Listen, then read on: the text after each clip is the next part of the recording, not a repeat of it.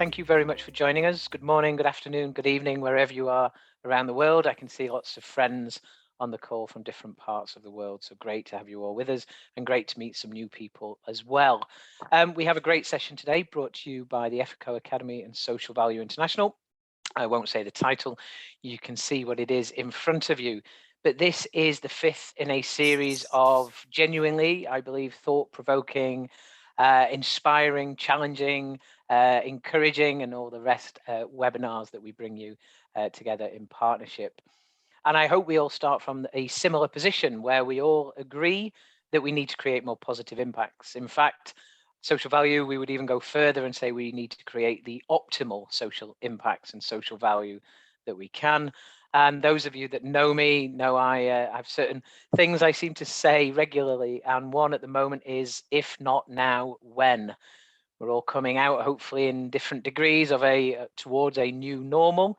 And if we're not going to do things differently, then when will we? So we have some great intentions. And I think it's about time that we all put them to the test.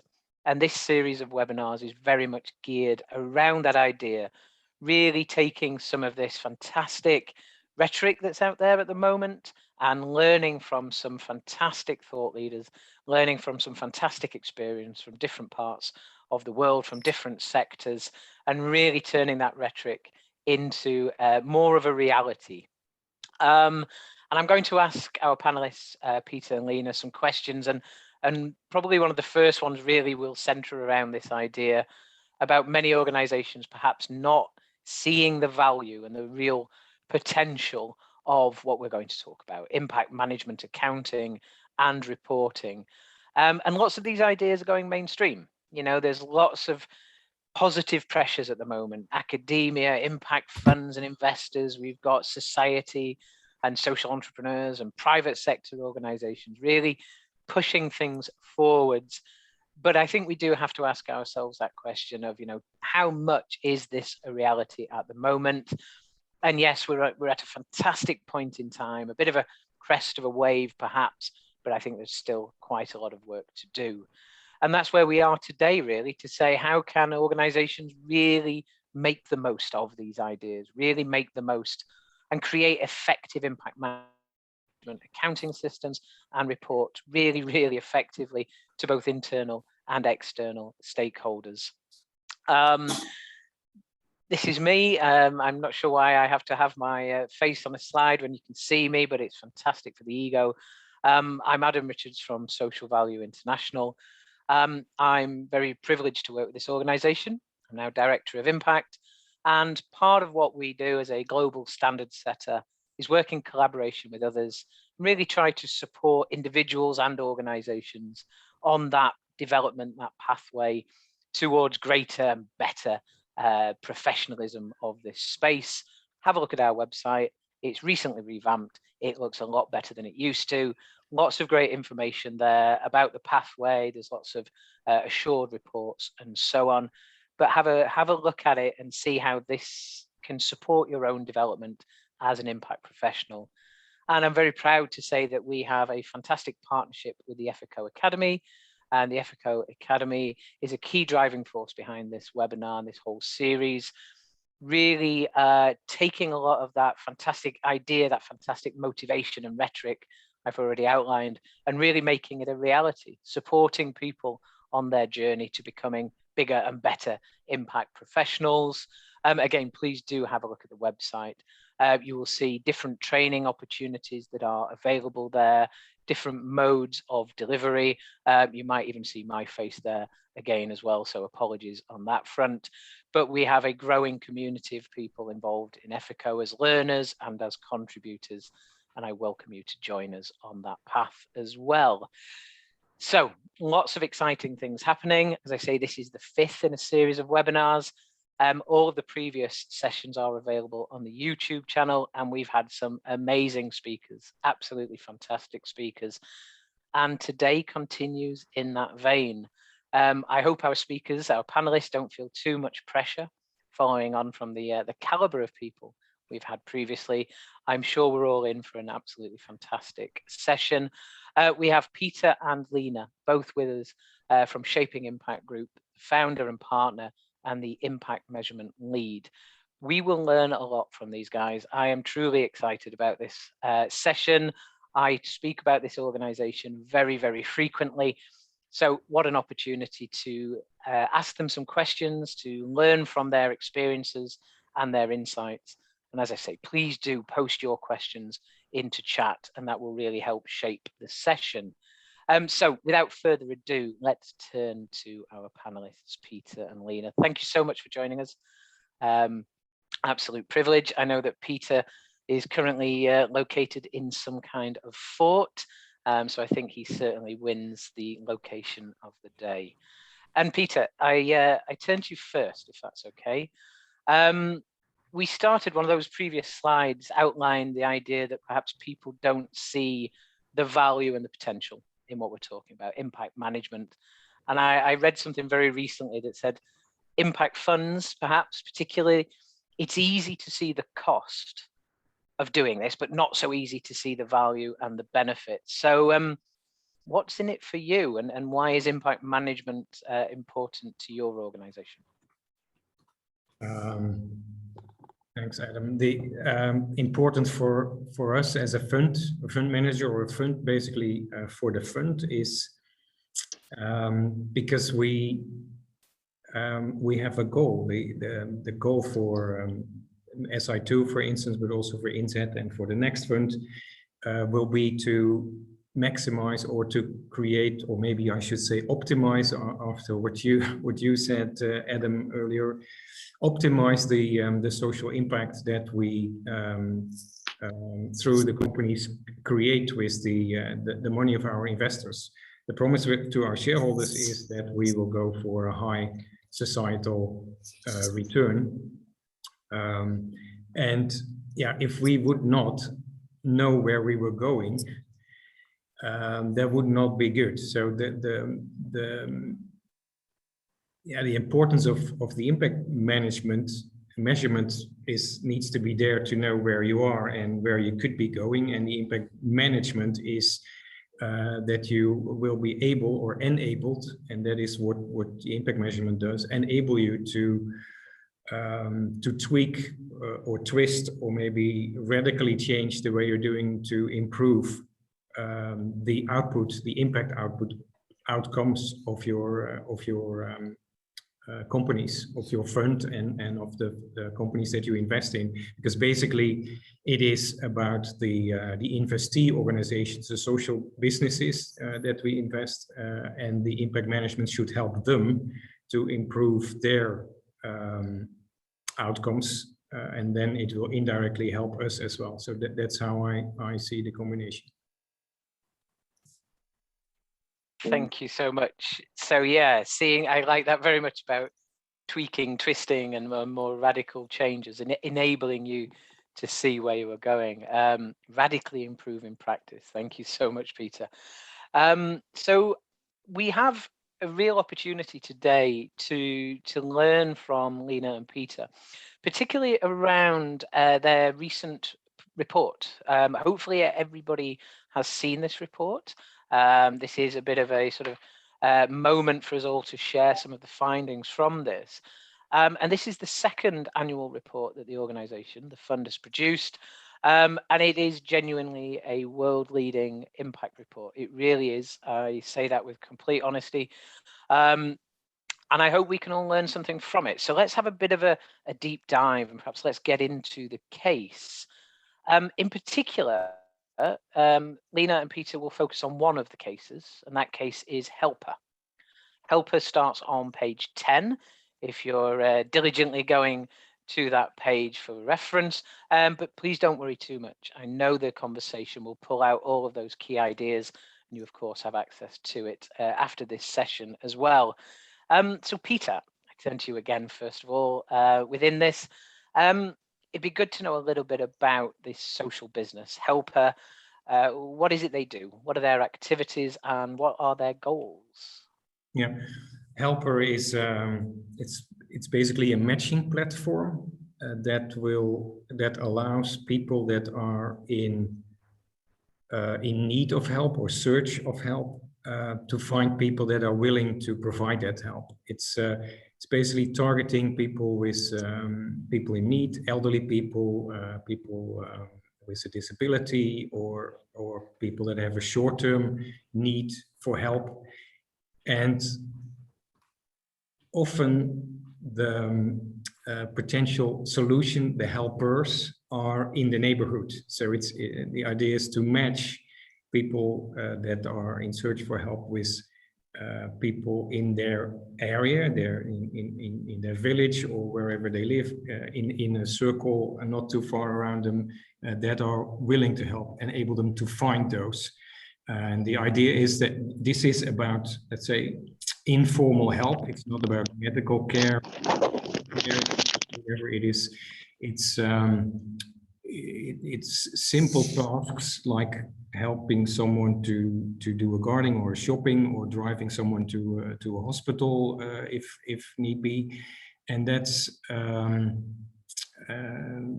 therefore, so it's very often not easy to find. And this is an internet matching platform that supports that. The founder was in a situation with his parents where he was absolutely desperate for finding kind of help to allow him to reduce the burden of caregiving, and it was very difficult, and which triggered him to start this platform and this company that is targeting to do just that at scale. That sounds pretty amazing. Yeah, so an online matching platform, bringing those who require help with those who can provide some of it. That sounds pretty amazing. So let's go into then, Lina, the impact measurement and management side of things. I'm going to hold my hands up and say I hear many social businesses many times over say, "What's in it for me?" There's another one of those phrases I keep throwing around. What's in it for me? So was it difficult? Did you have to work hard to convince Helper that these ideas around measuring and managing impacts was good for them?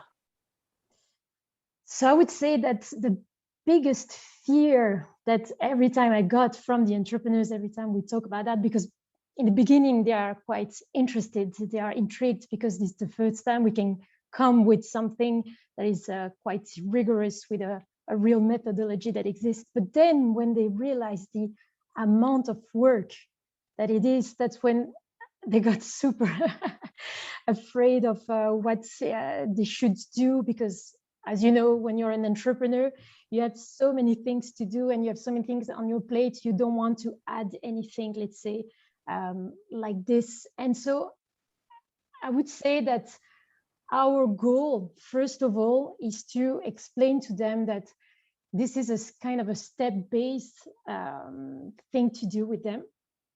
And that at every step, they will, let's say, have kind of an output information, interesting information that they could learn from.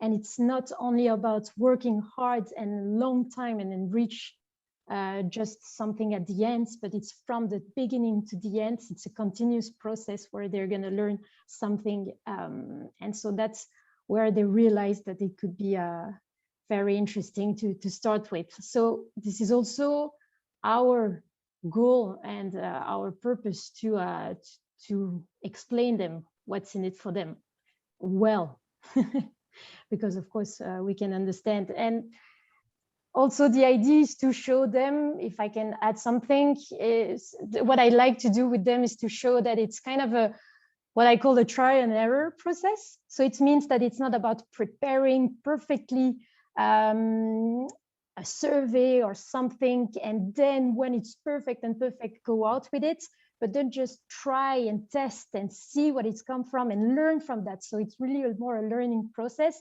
And so they're really more, let's say, comfortable by saying, okay, we don't need to be perfect. We can just try and learn, and maybe we do it. And that's what it's nice to do with entrepreneurs. Thank you. I saw people as you were speaking, nodding and laughing in agreement about the beginning there, about it sounded scary. It sounded, we see this in social businesses. It's a fear. Why should I do this? It's not mandatory almost in many cases, most cases. Whereas, my financial accounting, of course we've got to do that. The marketing plan, of course we've got to do that. But explaining well what's in it for them, and you calm my nerves by the end there that it's not so scary, that it doesn't have to be perfect. Pieter, do you have anything to add to that? Again, that question, what's in it for them, the social business? Yeah, well, this is the difficult point, because you could, I think most of the entrepreneurs see that if they have a result, if they have an outcome from their impact, and if they have impact data, it could be helpful in their conversations with customers or with investors. That would make it a little easier. That's what they understand. That most of them think, well, this maybe marketing input coming out of it, but it's usually it's only after a while, when they are going, then you see the coin drops. They realize, hey, I get feedback from this process. I get information out of it that helps me to improve the service of the product that I am doing, that I'm making with my company. I can actually improve that, and by improving that, I can also improve my business. And then, if we've come across that point, if we've come past by that point, I should say, then it starts rolling, because then they start to pull rather than that we need to push. But usually in the beginning, it needs a bit of pushing. And in general, once the entrepreneur gets it, then it starts rolling. Yeah, and this is why we also call it. Lina started to call it business intelligence, because it is basically finding out what your business is doing, how it's working out with not only with your customers, your direct customers, but with other stakeholder groups, and it opens your view on what it often opens up opportunities, other opportunities that you would maybe have gotten to, but in a much longer process or more accidentally. And this SRYD analysis helps you systematically to find out. It starts with, well, Lina will explain how it starts and then what it does. But it in most companies where we implemented it so far, or most companies that implemented it with our help, started immediately to get a more insight into their target groups, and were able to do to tailor their marketing approach, and also even their delivery based on that. And it is when the entrepreneur realizes that it gets more easy to persuade them to go on with the process. Yeah. Thank you, Pieter. I like that point. It's almost like, you're passing the Rubicon, and then you go from pushing to pulling, perhaps, or the other way. So we've heard a little bit, we've hinted at the process of undertaking an SROI. So Lina, if you could expand on that a little bit. And I think there's a really important question. There's this big question of, not so much how much it costs, but, what's the involvement of both parties, both helper and yourself? Yeah, I think it's important to talk about involvement. I think the first thing I would say is that the idea is to have a balanced involvement for all of the parties involved in the measurement. Because this is the idea of it is to make them at the end independent of it. It's not a one-time assessment that you will use for, 5-10 years. The idea is to understand what's the system to then continuously do it. So you have two things. You have the fact that at the end they should be independent, and that this is a continuous process about it. So what's our goal is from them to learn from us, let's say, and to create a system that they can use at the end. So that will be, let's say, the main process. And when we start with a company, so for example, with Helper, I like to divide, let's say, the content of this process in two phases. You have first the observation phase. So let's observe what's in it. Who are your stakeholders? What kind of effect they got? Just ask them and just try, let's say, to take out all your assumptions you got from, let's say, at the beginning. And then at the second phase, that will be, okay, let's follow that. Let's be sure that it's continuously, let's say, following what you're doing and decrease what you do negatively and increase what you do positively. So that's really in two phases. And the first phase, I think it's super funny, let's say, when you do the first workshop with them, because the first I used to say, okay, what do you think are your assumptions? So because you start a social company, so of course you're like, yeah, I'm going to fight this, I'm going to do that, I'm doing this. And then you're like, okay, that's interesting. That's your assumptions, but it's based on so many bias that you got, because have you ever asked them? Have you ever give the microphone to them? So let's do that first. So that would be, let's say, the first step on it, give the voice to the stakeholders. And there we give them, let's say, the tools, and it's always them that should, let's say, do the steps. So making, of course, we help them, but making a survey or call them, gathering their answers, analyze everything. And that we do that together. Just to come back from the first thing. So when we did the first workshop with Helper, for example, they were quite first happy to have for the first time gathered different stakeholders in the workshop, as well to discuss first about the assumptions and then realize what the others were thinking about. And this also helped them to take the time to have different perspectives and to think about that. It's also, let's say, linking down to the first question about convincing them, because as you said before, it's not yet integrated in our society completely, like financial accounts, to do such thing. To leave them the time to do it, it's quite, let's say, interesting for them to start with. So this observation phase, it's about these stakeholders, who are they and what effects they have. And also, that's something that we know about. Who are the stakeholders? That's usually what any kind of a social end company do. What are the effects? But really understand the main outcome. So what is the real change that it creates? Based only on open questions, of course. And then when we go, of course, a step further, which is the contribution part. So, okay, that's great. That's the people you got an effect to. That's the effect you're creating into the people. But are you sure it's you that is doing that? Are you sure? And it's about also open question to say, okay, you can ask the stakeholders, what would happen if we didn't exist as a company? And that's also a way to understand the landscape of what is creating. It's a way of also to understand if you're a system changer, for example, and then continuously asking this question in the next years to see if you're still the system changer or if you create a new, let's say, nice landscape of impact. So that's a good thing. And then on the second part is, okay, you exist, you do that, but are you the only one attributable to this? And you were saying before, Pieter, and you, Adam, that, for example, Helper is a matching platform.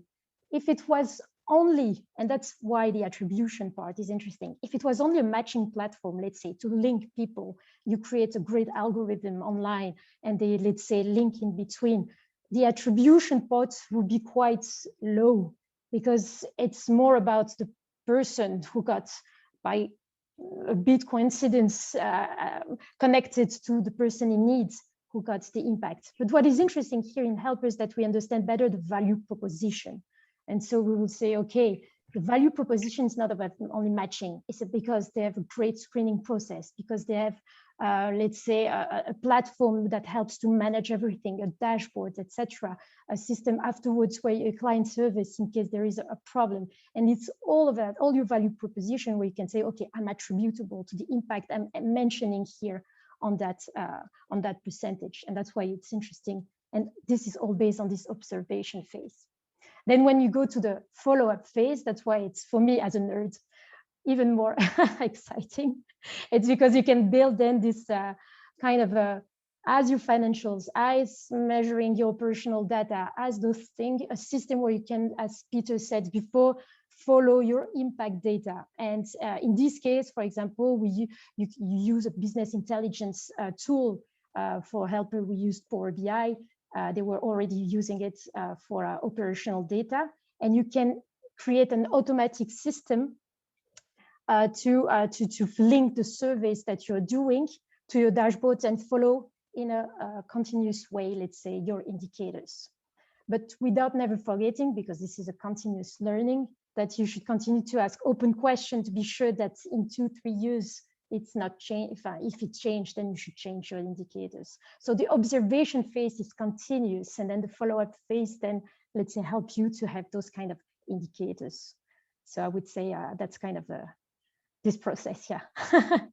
Thank you. And again, lots of reassuring nods and smiles from people I can see in the room, I love including it. myself. Please take including pictures, myself. screenshots. You're amongst friends, that's for certain, Lina. And you know, just listening to what you're talking about there around understanding that value proposition and really honing in on that business intelligence. I think that's just such a great way of talking about it. And then reminding ourselves, of course, that we are not searching for perfection. You know, we're searching for a phrase that, you know, enough precision for decisions. I'm sure many of you have heard many of us say that before.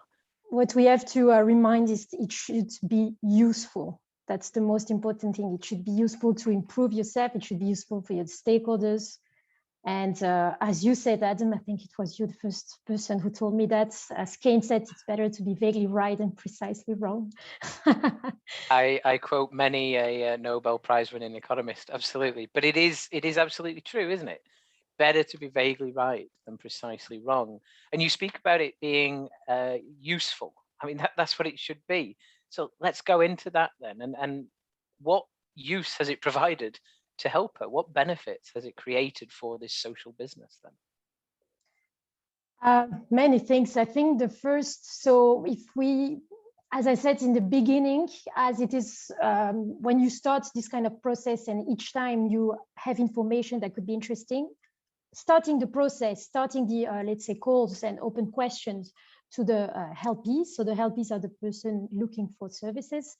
They realize that they could divide, let's say, the subgroup in different categories. So if you check in the report, this is in between people that see the value of helper in different ways. So the one that are super stressed, the one that are looking for social interactions and talking, and the one that just want to be comfortable at home. This kind of information, from the beginning, you have your customer segmentation for marketing purpose and also for your website so that you can use it, and for other type of strategy, how to allocate your budget, etc. So starting from that, you have interesting information that you can use. Afterwards, in this case of helpers as well, they did it as well to communicate, of course, the impact for any kind of stakeholders, investors, etc.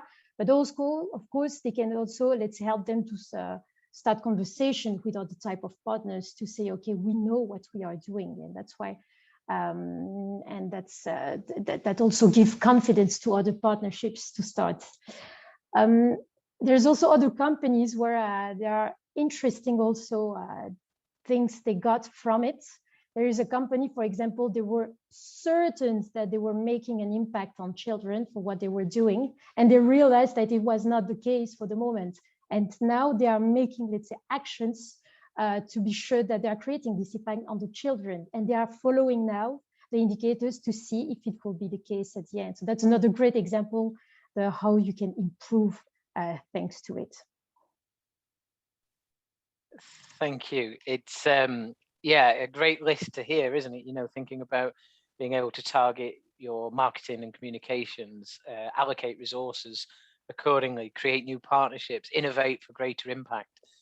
It's really, as we've said many times, turning the rhetoric into a reality. And it is, you know, when I often have that question, people say, what's in it for me? You know, here's a great list that we can turn to. Pieter, I turn to yourself and ask you that same question. I mean, you started by saying, you know, the general benefits of, you know, this real commitment to managing impacts at the fund level. But could you outline some of the more concrete or tangible benefits that perhaps have emerged for you as an organizer, or for your organization? Well, I think for us as a fund, for us the impact measurement and management is, for the largest part, is in the companies. I'm a big believer of bottom-up approach for impact measurement, and not the investor dictating KPIs to each and every company they invest in, regardless what the company is. So I think if we want to really have a high impact with the money of our shareholders, we should allow our companies to grow in their specific field, and be the best in their field in impact. If it comes to the fund level, I think one of the benefits that I see myself is that it helps to keep the balance. One of the main things that we need to do is balancing between social return and financial return, or at least maybe it's not like balancing it off, but if there is nothing to talk about, and if you have no data when you're talking about impact, the conversation will be about the financial returns, because that is where you do have data. So I think it is important to us as an impact fund that we have those impact data, and that they are really tangible and we can do something with them. We can ask the companies why they're not doing this or that, or if you see in the case of Helper that the negative impacts are really small, but sometimes the negative impacts are a bit bigger, and you can ask them, well, what can we do to reduce the negative impacts and hence improve the overall outcome of the impact? For instance, if you have no data, the conversation is not going to be on that topic, or it will stay vague or and non-conclusive. And I think to us as a fund, an important thing of this is that it makes it tangible, and we can actually talk about it with the entrepreneurs that we are coaching, but also talk about it within our team when we make investment decisions, and talk about it with our shareholders that are looking for it. I think does that answer? Yeah, absolutely. But I have a follow-up, and it's a follow-up that I'm predicting people would ask. So I'm going to ask this perhaps a juicy question about aggregation at the portfolio level. Yeah. If you read the report, you will see that towards the end, there is this presentation of overall social return on investment results. So I guess the question is, why do you do this? What, again, at your organizational level, at fund level, what are the benefits of doing this? Yeah, it's a good one. It's a difficult. Why we are doing it is because we have let's say agreement. Maybe not agreement is a big word, but we have an understanding with our shareholders that there is a certain goal to achieve on the impact side. And if we would have a different method, if we would leave, let's say, impact measurement to each of the companies, they would all come up with different KPIs, and we cannot. Yeah, then let's say assessing how you did towards your overall goal is very difficult. And SROI allows us to aggregate. There are different ways of aggregating, but anyway, and this is also a kind of exploratory journey how to do that best. But it allows us to see whether we get close, or whether we make any progress on that understanding, on that goal that we share with our shareholders about high impact. And yeah, that I think that is that's always what investors and shareholders will look at. So I think that aggregation mainly serves that goal. Yeah. Thank you. Maybe there is one more thing to add, Adam, and that is quite important as well. It's about balancing, but it is also about portfolio management. So some companies will bring a bit more impact. Some companies will bring a bit more financial return. And we not only have an impact goal with our shareholders, but also a financial return goal. And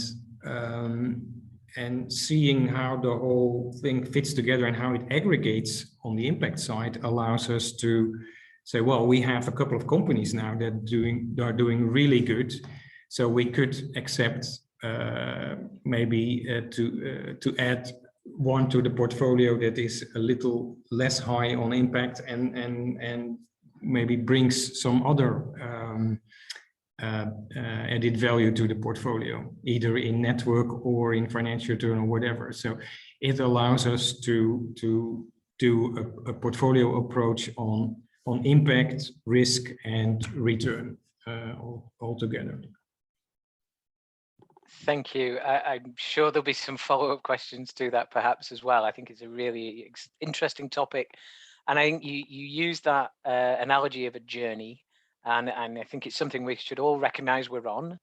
You know, you spoke about the challenges of doing this. So my final question before I turn to the audience, and there's a few really interesting questions coming forwards. My final question is first to Lina. It's the same question to both of you.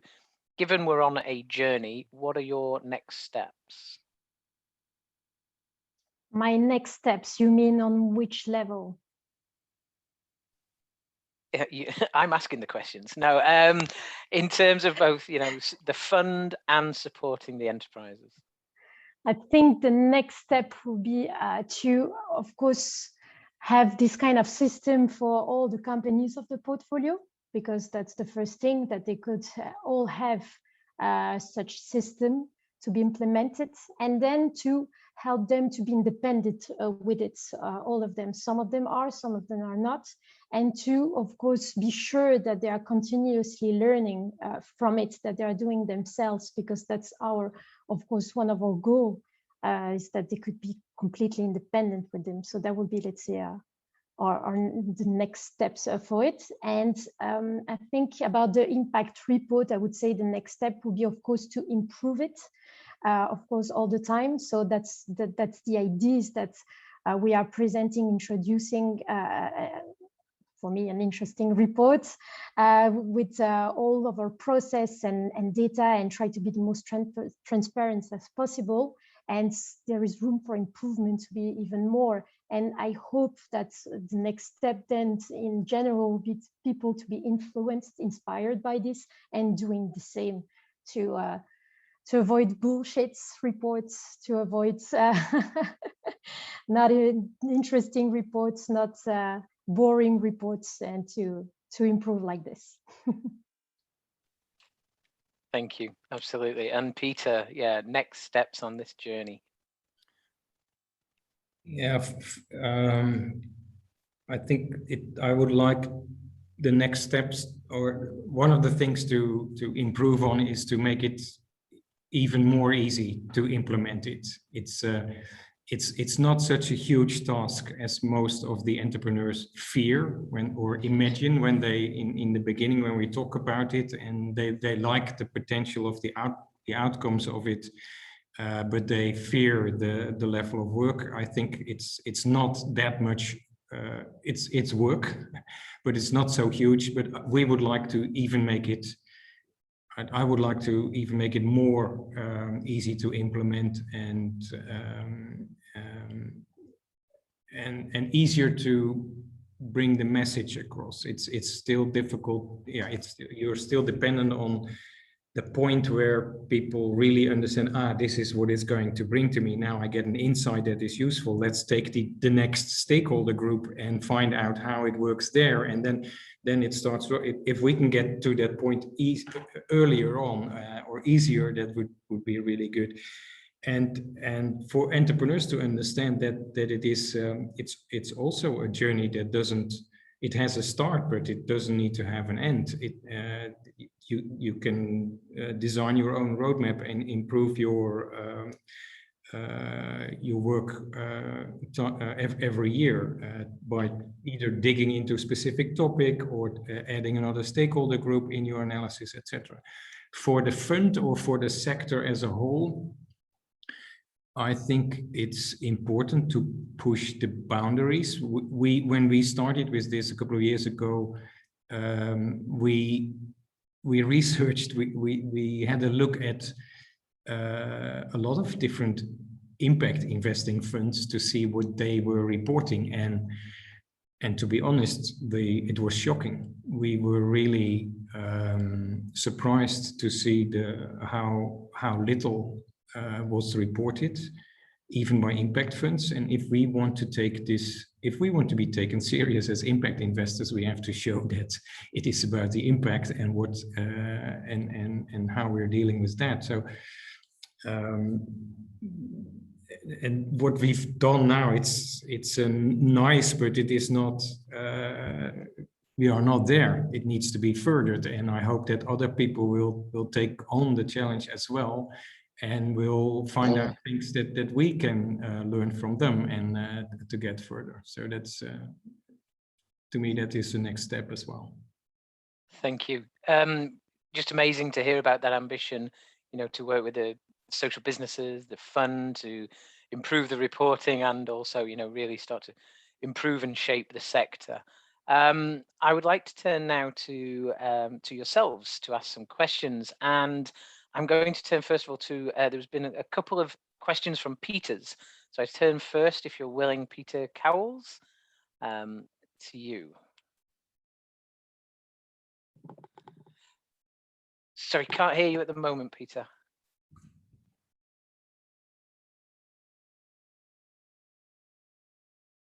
Still not, I'm afraid.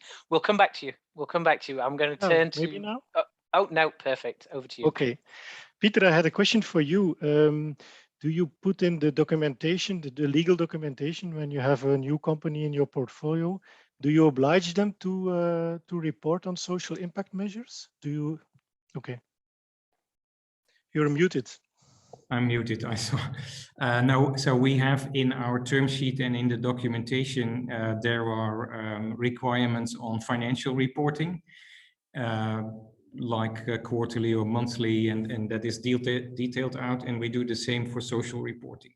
So and the other requirement is that for us, when we invest, we ask as a post-closing obligation, usually, the company to do a social impact analysis with in accordance with the methodology that is promoted by Social Value International, because that is the methodology that is relatively uniform and applicable, and those are let's say the two main requirements on impact in the investment documentation. Yeah. Okay, thank you, Pieter. And to another Pieter, Pieter de Decker, nice to see you. Yeah, hi Pieter and Lina.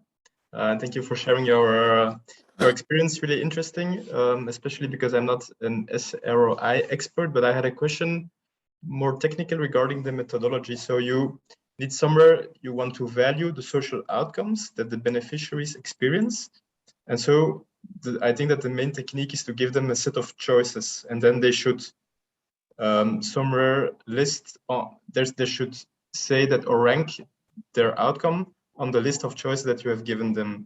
Do you always give the same list of choices to Helper, but also to the other companies, or can it vary? And how can you then avoid to inflate the social value by presenting them a set of choices that is maybe that has a high monetary value?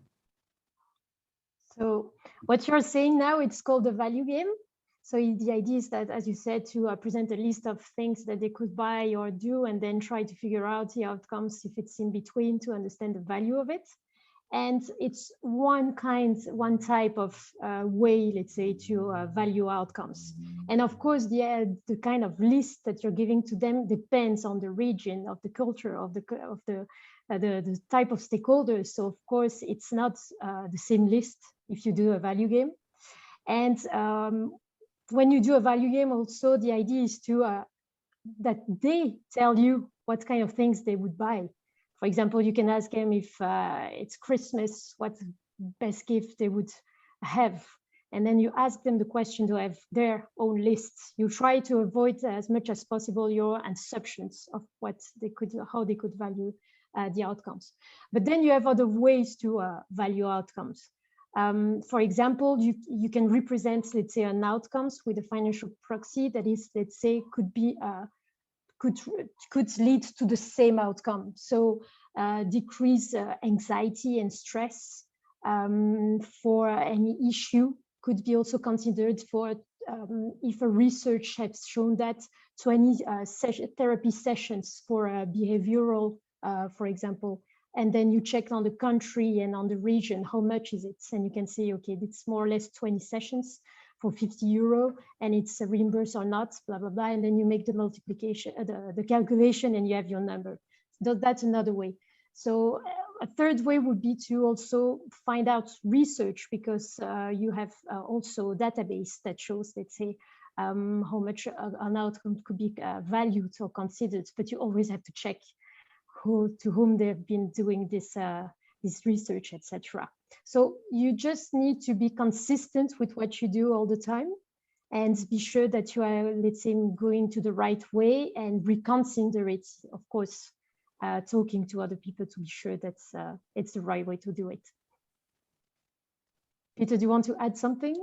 No, you're very complete, Lina. That's Thank you. Like, and maybe the thing to add, sorry, is like it's not so important whether this item is valued at 100 euros or 105 or 95.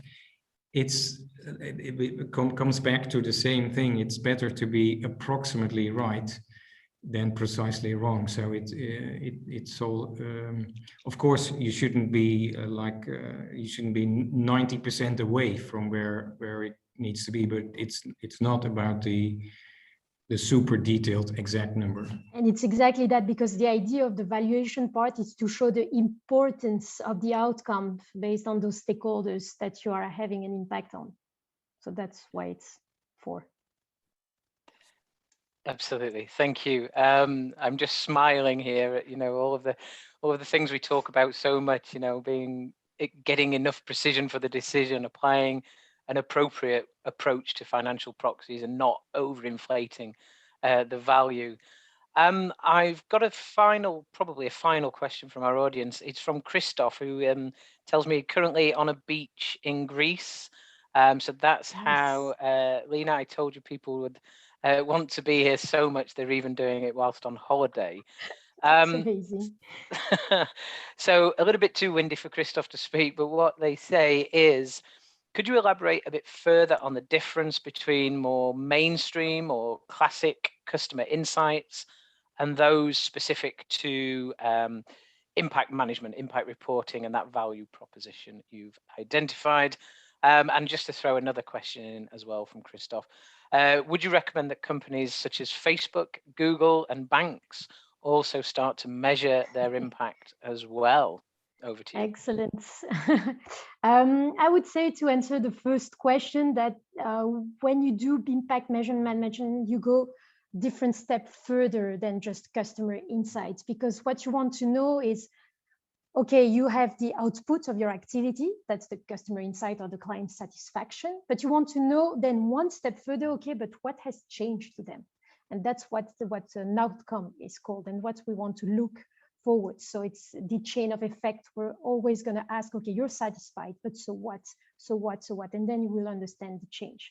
Then you will go one step further, as we have said just before. You're going to want to know the importance of this change, because maybe you don't care about it, and that's important as well to know. That's how the valuation comes into it. And then you're going to go one step even further. So from what I've told earlier is the contribution part. Okay, but if you didn't exist, would it be the same? And are you attributable to it?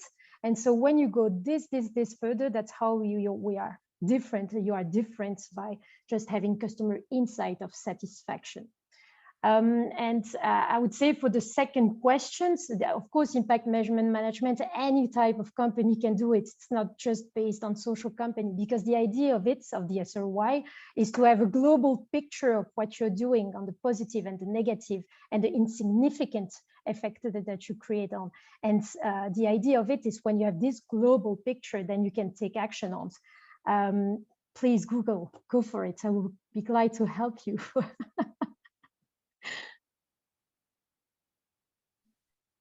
Thank you so much. Yeah, absolutely. We're waiting for Google to do it, but there's been. Please, Peter. Yes, absolutely. I just wanted to add one more thing to what Lina was saying about the customer insights. It seems like close, and it is in a way, but as Lina explained, it goes much further, or it goes further. Let's leave away the qualification of much, but it goes further. And it looks in different directions, is what I wanted to say. So customer insights is focusing on the customer, but in a social business, there is often other stakeholders that you would not immediately qualify as a customer, but they either provide input or have some benefit by the output or outcomes. And you also ask them, and that gives, then you have a broader view on what the company does than when you only look at customer satisfaction. And then and I'd really like to add the one on Facebook. I really would like them to do it, because it will not only tell them the positive impacts that they do, but also the negatives. And I think Facebook has quite a bit of negative impact, and I would really like to see whether that whether the positives weigh out the negatives or not. Could be very close. It would be very good for those companies to do it as well. Thank you. I won't ask you, Lina, if you want to undertake Facebook's SROI assessment. I would love it. Rather you than me on that one. I just want to say a massive thank you to our speakers today. I'm sure everybody will agree that we've heard a lot of business intelligence is what it's all about. Today, taking a lot of that rhetoric and showing how it can and is made a reality. It doesn't have to be perfect. It doesn't have to be scientifically rigorous. It has to be good enough to provide practical benefits to the enterprise, to the impact fund, going beyond, as we've heard, going beyond that singular focus on customers or service users to think about genuine impacts and leading to improvements. And to finish off by saying, if you want to learn more, if you want to find out more, the process that Lina and Pieter have so expertly talked about, social value and social return on investment, is very much the foundation to the Efiko program, which you can see in front of you, social impact measurement and management, applying those principles of social value.